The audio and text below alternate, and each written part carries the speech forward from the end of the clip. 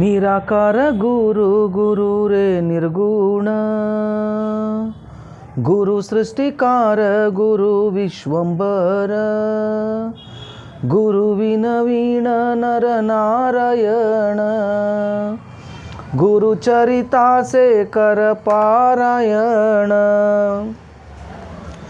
ಎಲ್ಲ ಸ್ವಾಮಿ ಸಮರ್ಥರ ಭಕ್ತಾದಿಗಳಿಗೂ ನಿಮ್ಮನೆ ಹುಡುಗ ಸಂತೋಷ್ ಪತಂಗೆ ಮಾಡುವ ನಮಸ್ಕಾರಗಳು. ವೀಕ್ಷಕರೇ, ಇವತ್ತು ಒಂದು ಮತ್ತೆ ಅದೇ ಥರ ಈ ಒಂದು ದಿಗಂಬರ ಶ್ರೀ ಪಾದವಲ್ಲಭ ದಿಗಂಬರ ಅನ್ನೋ ಬೀಜ ಮಂತ್ರದ ಬರೆಯೋದಕ್ಕೆ ಪ್ರಾರಂಭ ಆದಮೇಲೆ ನಡೆದ ಒಂದು ಅದ್ಭುತ ಘಟನೆ ನಾನು ಇವತ್ತು ಹೇಳೋಕ್ಕೆ ಇಷ್ಟಪಡ್ತಾ ಇದ್ದೀನಿ. ಶ್ರೀಧರ್ ಮೂರ್ತಿ ಅಂಥೇಳಿ ಮೂಲತಃ ಇವರು ಗುಲ್ಬರ್ಗಾದವರು. ಮೂಲತಃ ಗುಲ್ಬರ್ಗಾದವರು. ಇವರು ಅಂದರೆ ಅಷ್ಟರ ಮಟ್ಟಿಗೆ ಓಕೆ ದೇವ್ರ ಬಗ್ಗೆ ಅಷ್ಟೊಂದು ಇಂಟ್ರೆಸ್ಟ್ ಇವರಿಗೆ ಇರಲ್ಲ. ಇಲ್ಲಿ ಒಂದು ದಿವಸ ಏನಾಗೋಗ್ಬಿಡುತ್ತೆ ಅಂದರೆ ಇವರ ಒಬ್ಬಳೇ ಮಗಳು ರಾಣಿ ಅಂತ ಇರುತ್ತೆ ಅವಳ ಹೆಸರು. ಸೊ ಶ್ರೀನಿವಾಸ ಮೂರ್ತಿಯವರು ತುಂಬ ಕಷ್ಟಪಟ್ಟು ಅವರನ್ನು ಬೆಳೆಸಿರ್ತಾರೆ. ಅಂದರೆ ಅವಳಿಗೆ ಒಂದು ಚೂರು ಕಷ್ಟ ಕೊಡದೆ ಎಷ್ಟೇ ಬಂದಿರತಕ್ಕಂಥ ನೋವುಗಳನ್ನ ತಾವು ನಂಬ್ಕೊಂಡ್ಬಿಟ್ಟು ಅವಳಿಗೆ ಒಂದು ಚೆನ್ನಾಗಿರೋ ಫ್ಯಾಮ್ಲಿಗೆ ಮದುವೆ ಮಾಡಿ ಕೊಡ್ತಾರೆ. ಮದುವೆ ಮಾಡಿಕೊಟ್ಟು ಮದುವೆ ಆದಮೇಲೆ ಇಬ್ಬರ ಮಧ್ಯೆ ಸ್ವಲ್ಪ ವಿರಸ ಬರೋದು ಸಹಜ. ಅದು ಈಗ ಒಂದು ತಿಂಗಳದ ಹಿಂದೆ ಇವರು ಆ ಒಬ್ಬಳು ರಾಣಿ ಅನ್ನೋ ಮಗಳು ಗಂಡನ ಮನೆ ಬಿಟ್ಟು ಮನೆಗೆ ಬಂದುಬಿಡ್ತಾಳೆ. ಅಲ್ಲಿ ಶ್ರೀನಿವಾಸ ಮೂರ್ತಿಯವ್ರಿಗೆ ಅದು ತುಂಬಾ ತಾಳಲಾರ್ದ ನೋವು ಆಗೋಗ್ಬಿಡುತ್ತೆ. ಒಂದು ದಿವಸ 2 ದಿವಸ, ಇವತ್ತು ಹೋಗ್ಬೋದು ನಾಳೆ ಹೋಗ್ಬೋದು, ಹೀಗೆ ಸುಮಾರು 2 ತಿಂಗಳ ಕಳೆದೋಗ್ಬಿಡುತ್ತೆ. ಹಿಂಗಿದ್ದಾಗ ಏನಾಗೋಗ್ಬಿಡುತ್ತೆ, ಸೊ ಏನು ಮಾಡೋದು? ಗುಲ್ಬರ್ಗಕ್ಕೆ ಹತ್ತಿರ ದತ್ತ ಮಹಾರಾಜರೇ.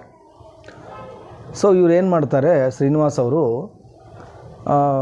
ಒಂದು ಅಲ್ಲೇ ನಿಯರೆಸ್ಟೇ ದತ್ತ ಮಹಾರಾಜರ ಸನ್ನಿಧಿ ಗಾಣಗಾಪುರ, ಯಾವ ಸನ್ನಿಧಿಯಲ್ಲಿ ಅಲ್ಲೇ ಇರ್ತಾರೋ ಅಲ್ಲೇ ಬೇಡ್ಕೊತಾರೆ. ಗುಲ್ಬರ್ಗದಲ್ಲೇ ಮಹಾರಾಜರೇ, ಎಲ್ಲೆಲ್ಲಿಂದನೋ ನಿಮ್ಮ ಹತ್ರ ಬರ್ತಾರೆ, ನಮಗೆ ಇಲ್ಲೇ ಪಕ್ಕದಲ್ಲಿದ್ರೂ ಬರೋಕ್ಕಾಗಲ್ಲ, ದಯಮಾಡಿ ನನ್ನ ಮಗಳಿಗೊಂದು ದಾರಿ ತೋರಿಸಿ ಅಂತ ಕೈ ಮುಕ್ಕೊಂಡು ಕೇಳ್ಕೊತಾರೆ.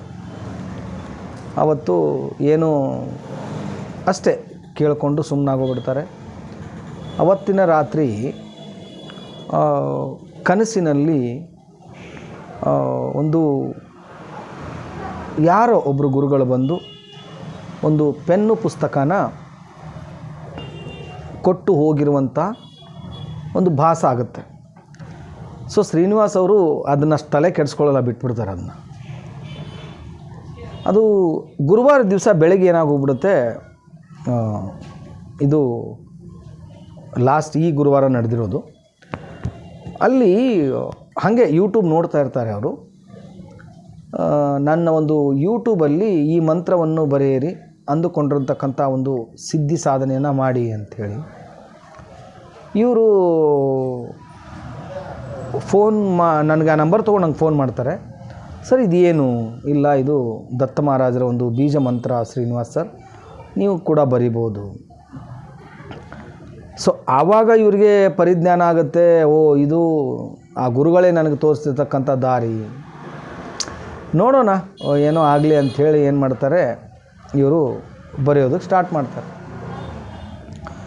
ಬರೆಯೋದಕ್ಕೆ ಸ್ಟಾರ್ಟ್ ಮಾಡಿ ಆದಮೇಲೆ ಇವತ್ತು ಬೆಳಿಗ್ಗೆ ಅವರು ನನಗೆ ಫೋನ್ ಮಾಡ್ತಾರೆ, ಸುಮಾರು ಒಂದು 10:30-11 ಗಂಟೆಗೆ. ಗುರುಗಳೇ, ಇವತ್ತು ನಮ್ಮ ಅಳಿಯಂದಿರು ನನಗೆ ಫೋನ್ ಮಾಡಿದ್ರು. ಸೊ ನನ್ನ ಮಗಳ ಬಗ್ಗೆ ಒಂದು 2-3 ಸಮಸ್ಯೆನ ನನಗೆ ಹೇಳಿದ್ರು. ಸೊ ನನಗೂ ಕೂಡ ಅದರಿಂದ ನೋವಾಯಿತು. ಆದರೆ ನನಗೆ ನಂಬಿಕೆ, ಆತ್ಮವಿಶ್ವಾಸ ಇದೆ. ಅವ್ರು ಹೇಳಿರೋದು ಒಂದೇ, ಒಂದು ಸ್ವಲ್ಪ ದಿವಸ ಒಂಚೂರು ಅವರಿಗೆ ಬುದ್ಧಿ ಕಲಿಯೋವರೆಗೂ ಅವಳು ನಿಮ್ಮ ಮನೆಯಲ್ಲೇ ಇರಲಿ, ನಾನು ಖಂಡಿತವಾಗಿಯೂ ಅವಳನ್ನು ಕರ್ಕೊಂಡು ಹೋಗ್ತೀನಿ ಅಂಥೇಳಿ ನಮ್ಮ ಅಳಿಯನ ಫೋನ್ ಮಾಡಿ ಹೇಳಿದ್ರು. ಮತ್ತು ಇನ್ನೊಂದು ಏನು ಹೇಳಿದ್ರು ಅಂತಂದರೆ, ಯಾವುದೇ ಕಾರಣಕ್ಕೂ ಈ ವಿಷಯನ ನಿಮ್ಮ ಮಗಳ ಹತ್ರ ಹೇಳಬೇಡಿ. ಸೊ